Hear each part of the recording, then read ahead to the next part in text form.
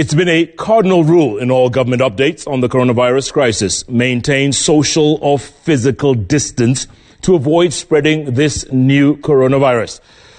But just how many people are willing to adjust their lifestyles? And what happens when your livelihood depends on this very thing being discouraged?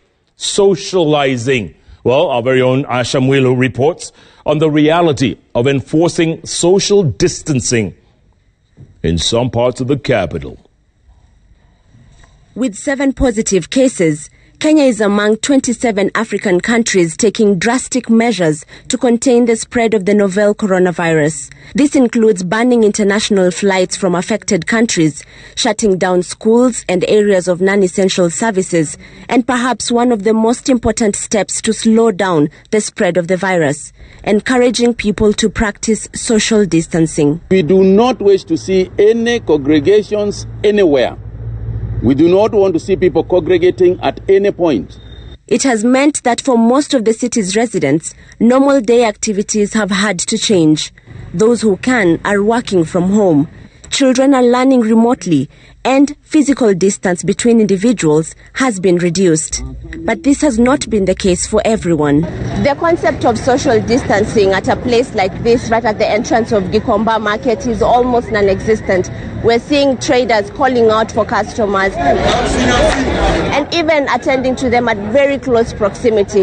It just begs the question whether government must now try and do more to ensure that behavioral change is effected in crowded areas such as this. But that will be no walk in the park. The informal sector drives a huge part of Kenya's economy. As of 2019, estimates by the Kenya National Bureau of Statistics showed that the informal sector employs more than 80% of Kenyans. For most traders here, staying at home is simply not an option. Pesa ndio imenileta huku Gikomba. Nisikafungiwe nyumba na watoto wasikakose kitu ya kukula.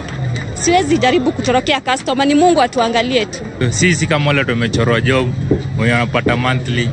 Au unajua at least hata ukiambiwa kae nyumbani hata miezi 6 na upokee mshahara itakuwa poa. Yeah, I'm putting my life at risk, but there's nothing I can do because by the end of the day I need to hustle. I need to take my family something to eat. It's a harsh reality that has meant that even the basic precautions recommended by government have been thrown out the window. We pictured people greeting each other as usual, handling goods with open hands, and during some of our interviews, some were coughing openly in jest. Sasa wanasubiria at least wanapata kitu kidogo juu akikaa kwa nyumba. Huyo ako nayo. Hatujui nani ako nayo nani hana kwa sababu mambo yote ni Mungu. This is crowd area. So people himself decide let me keep a distance, then this is possible. But you see, watu wote iko na haraka sana hapa. There's so many people we interact. Just because currently we think it's amongst the people who travel, people who can afford to travel, they won't come to Gikomba. That's not true. It will come. It's just that if we can put in the measures and do what the government has said and adhere to it, we'll reduce the number of cases. When we spotted running water here in Gikomba, we observed that most of those who got access to this tap did not wash their hands. They would wash their faces and quench their thirst. And this green cup was free for all to share, with no washes in between. Do not share utensils. If you're sharing a cup, please wash it in between usage. Similarly, with beddings, laundry, if you're sharing clothes, make sure you wash them properly. Is it enough to just rinse just under the water? It'd be good if you could use soap. Soap is what kills the virus.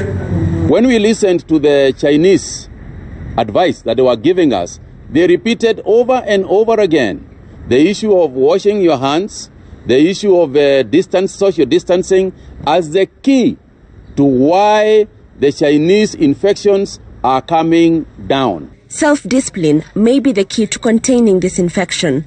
But with the reality of our social economy staring straight at the authorities, time and proper sensitization could be the difference in how fast and wide this virus spreads in Kenya. Asha Mwilu, Citizen TV, Nairobi.